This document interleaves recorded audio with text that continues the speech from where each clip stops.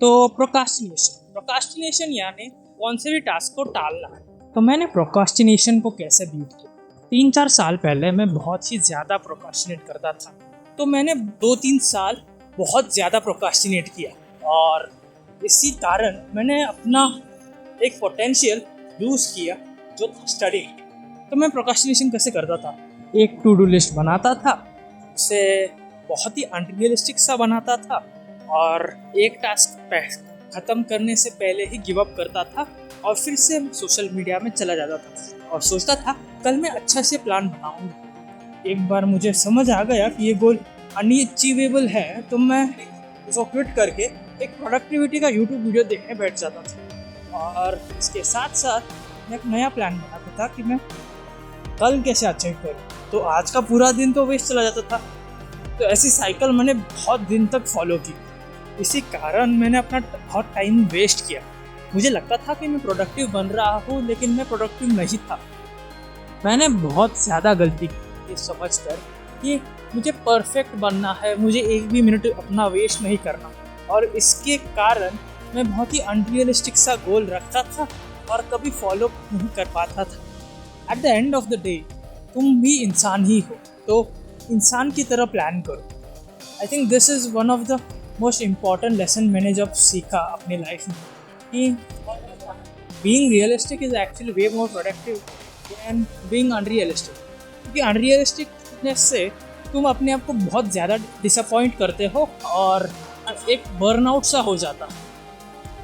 तो इस साइकिल को ब्रेक करने के लिए सबसे पहला स्टेप मैंने जो लिया था वो था being realistic. Actually having realistic goals बहुत ही महत्वपूर्ण है क्योंकि रियलिस्टिक गोल्स से तुम एक्चुअली अचीव कर लेते हो।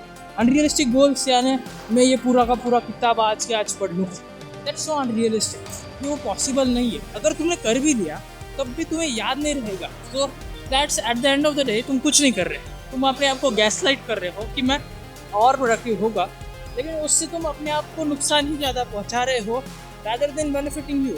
तो ये था मेरा पहला स्टेप कि बीइंग रियलिस्टिक। तो एक स्मार्ट गोल्स कर कुछ होता है कि स्मार्ट का फुल फॉर्म था कुछ, तो ये आपने स्क्रीन पे देखो।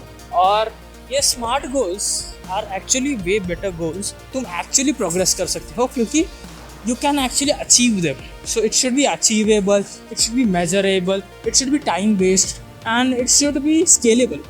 हर रोज सिर्फ 3 ही गोल रखता था। तो 3 गोल रखने से ये होता है कि तुम अपने आप को प्रायोरिटाइज करते हो और जब भी तुम एक गोल अचीव टिक कर देते हो तो तुम्हें एक डोपामिन हिट मिल जाता है कि अरे यार मैंने कुछ तो कर लिया आज। तो फिर उससे और मोटिवेशन मिलती है कि मैं बाकी 2 गोल्स भी कंप्लीट कर लूँ। अगर तुमने तीनों गोल्स जल्द से जल्द कंप्लीट किए तो तुम क्या करते हो, नेक्स्ट डे के गोल्स होते हैं तो वो आज ले लेते हो। तो उससे तुम्हें लगता है कि मैं आगे बढ़ रहा हूँ और मोटिवेशन मिलती है मेहनत करने की। तो ये था लाइक रियलिस्टिक गोल्स कैसे बनाते हैं। रियलिस्टिक गोल्स से प्रोक्रास्टिनेशन को बीट करने में बहुत ज़्यादा हेल्प मिलती है। तो ठीक है, आज की वीडियो के लिए बस इतना ही। तो अगली वीडियो में मैं कवर करूँगा कि प्रोक्रास्टिनेशन को बीट करने का एक दूसरा तरीका जो होगा अपने माइंड से, मतलब इंटरनली तुम प्रोक्रास्टिनेट क्यों करते हो, हम उस वीडियो में वो समझेंगे। अगर वीडियो पसंद आया होगा तो लाइक कर देना, चैनल पे नए हो तो सब्सक्राइब कर देना। मिलते हैं अगली वीडियो में। Thank you so much for watching, bye bye.